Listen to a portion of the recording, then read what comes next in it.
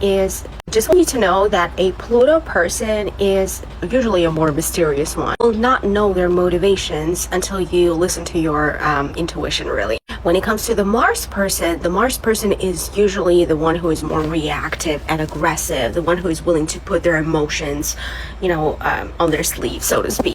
Someone who is so reactive and it just shows how they feel. When it comes to Pluto, however, they provoke those reactions, but they will not tell you, nor they will admit that they do. So the Mars person is usually the reactive one.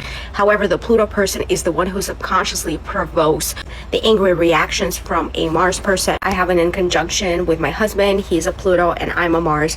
I'm the one who is reactive, and I gotta be aware of it because I can literally think that he is his motivations, subconscious motivations, are not good towards me.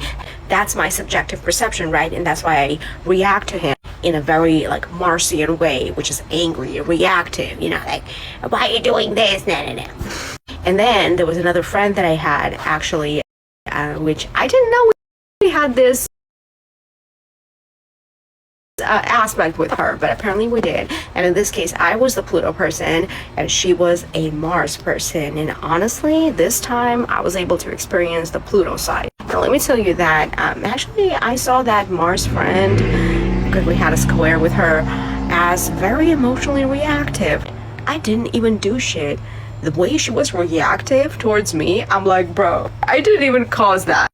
Did I? Come on. I don't think I did. It was in my mind, but this is how Pluto people actually provoke those issues, right? The other person's being angry towards us and reacting this way by us just thinking it, and they just go and do it. They manifest it, you know what I mean?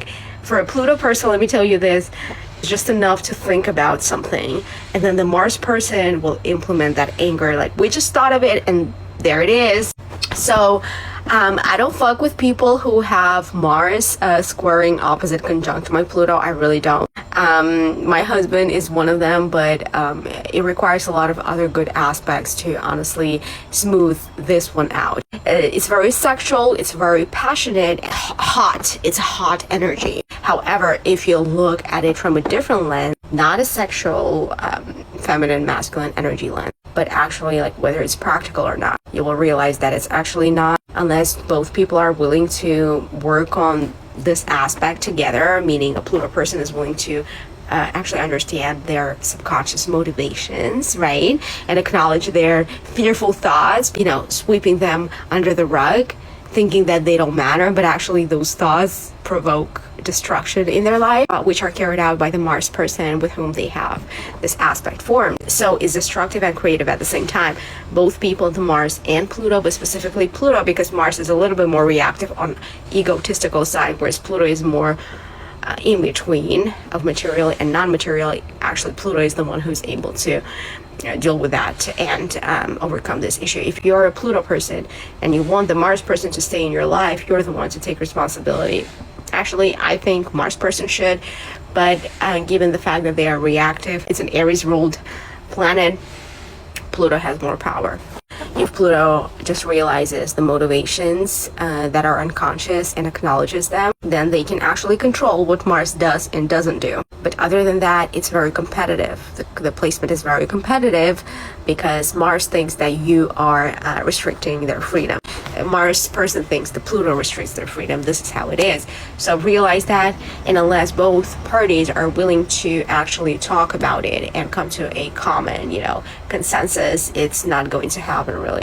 Just want you to know that a Pluto Mars squaring Pluto synastry, very challenging aspects, not gonna lie, creates a lot of friction. However, at the same time, sexual attraction. These are spicy placements. Let's talk about Mars squaring Mars. Mars is all about independence. It's your ego. It's more so logical, part of you. Something that you are aware of logically. It's also a side of you that wants to maintain boundaries from other people. Now, Mars squaring Mars, it's two egos are at war with one another. And it's about hunting. Who is going to be a hunter in a relationship? And it's we have two hunters chasing one another, proving each other of how you feel, or needing the other person to prove you that they want you, but at the same time wanting to remain independent from them. And when the other person acts a little bit more aggressive towards you, or you act aggressive towards them, disrespect their boundaries, they may really get turned off. It creates that attraction. So there are fights with both of these squares, possible, very possible actually, but they may also lead to a sexual connection. It's like, we're angry at one another. After a fight, you have the best sex. Let's talk about Mars squaring Pluto.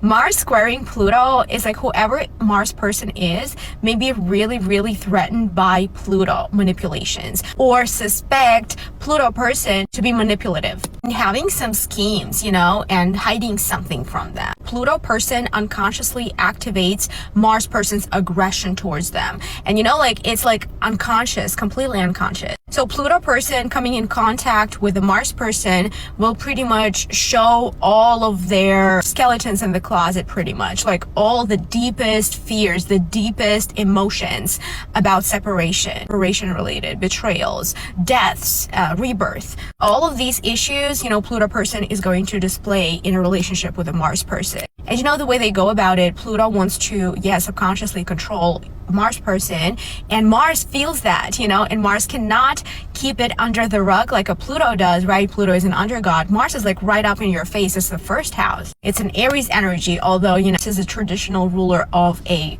Pluto, right? Pluto, along with Pluto of Scorpio.